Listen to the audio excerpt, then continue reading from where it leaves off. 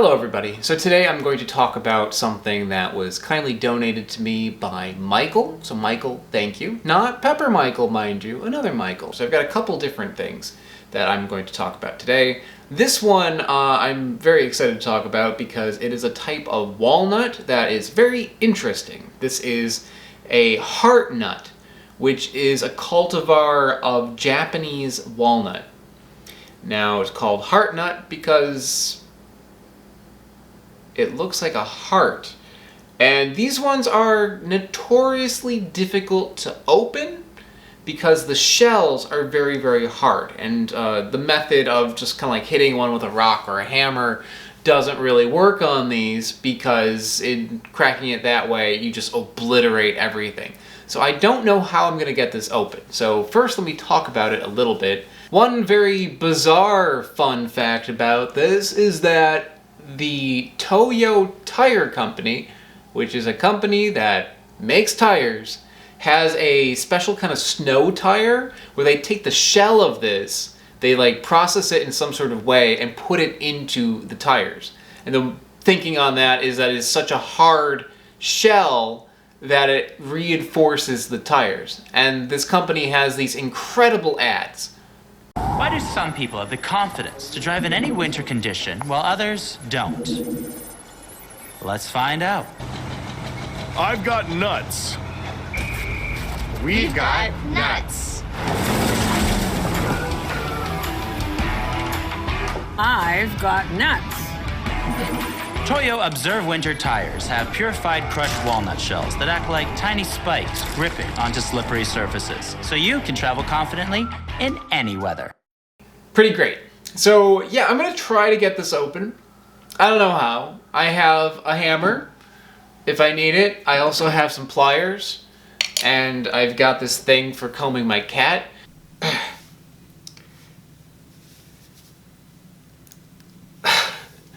Oh, they're not kidding. This thing is like a rock. Ugh. Well, this did not work, so we're moving on to drastic measures. Gonna put this in a towel so it doesn't get everywhere.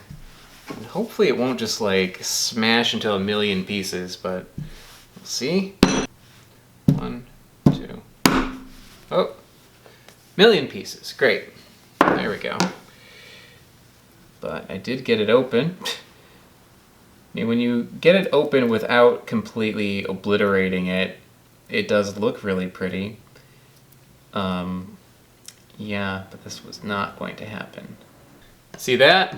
That is what I'm gonna eat to get the flavor of it. This is my best work on that particular one. So I've got some nut dust here, but I'll at least know what it tastes like. All right. That's interesting. It's very similar to a walnut, like a regular like store-bought walnut. Those are English walnuts. This one though, it's kind of like if you were to take like a walnut and cross it with a pecan. You know how like pecans have that very like nutty, but also kind of sweet flavor? This walnut is a little bit in that direction. Mostly it tastes like an English walnut, but it has like a different type of nuttiness to it and a different type of sweetness to it. It's not super sweet. I wouldn't say it's as sweet as a pecan, but it is sweeter tasting than a regular walnut. That's actually really good.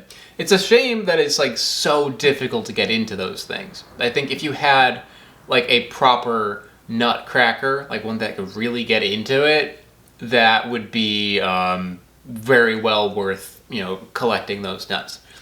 I would say that this is actually even better than a regular English walnut because it has a little bit more nuanced flavor to it. And in my opinion, I like pecans more, so the fact that it's kind of between those two is really nice. Next, I have Xanthocereus sorbifolium. The more common name for it is yellow horn nut, also given to me by Michael. So again, Michael, thank you. This one is pretty interesting. It's from the soapberry family. So the same family of trees that produces the lychee, the longan, the rambutan, the soapberry, the guinep, all of that. That is all from the soapberry family.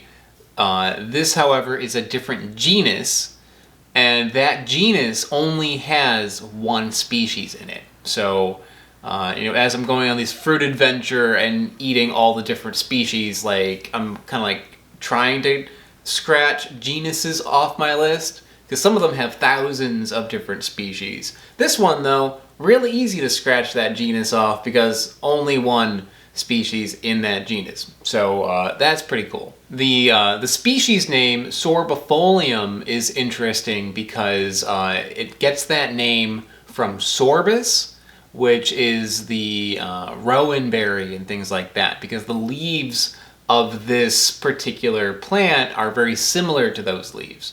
Even though they're like very, very different plants, like it has a similar appearance, so it has that same species name. These things come from like a fruit that's kind of like a pod and has different segments to it. And I don't believe that the fruit has any edibility, but the seeds, the flowers, and the leaves are all edible.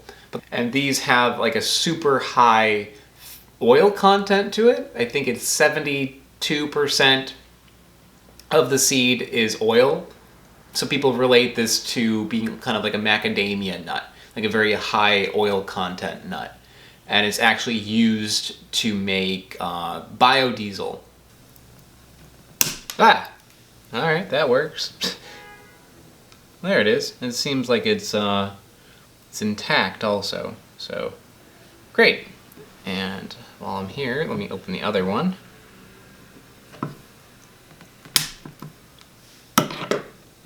Yeah, pretty easy to shell. There's the inside. It kind of looks a little bit like a peanut. You can see the little teeny shoot there where it would germinate. Neat.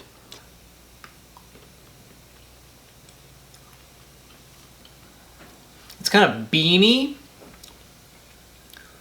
like a peanut, but there's like a slight bitterness to it, like a raw peanut. Yeah, I don't think this is like a macadamia nut. I think that one is not super great, but it might be better if you like roast it or something. It reminds me very much of eating a raw peanut. A raw peanut is not really great, but if you cook it, magic happens. I think that's a similar case with that thing. Because on its own, it's a little bit lacking, and it has little bonus flavors in there, like a touch of bitterness and a touch of like an herbal taste to it that are not super appealing, but potential, for sure. But the winner of the show, I think, is this HEARTNUT. HEARTNUTs are really good. They look really neat, and they have a really nice taste to it, and you can make tires out of it.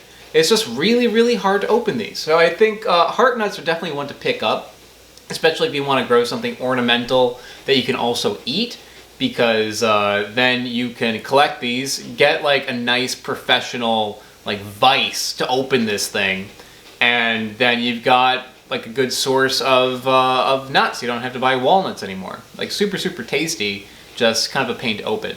So I think that's about it. Thanks once again to Michael for sending these to me, and I'll see you guys next time. Bye-bye. Hey, before you click out, I want to give a very special thank you to AltPod, Smarter Every Day, and the Harbor Leaf Tea Company. They are mega patrons over on Patreon.com.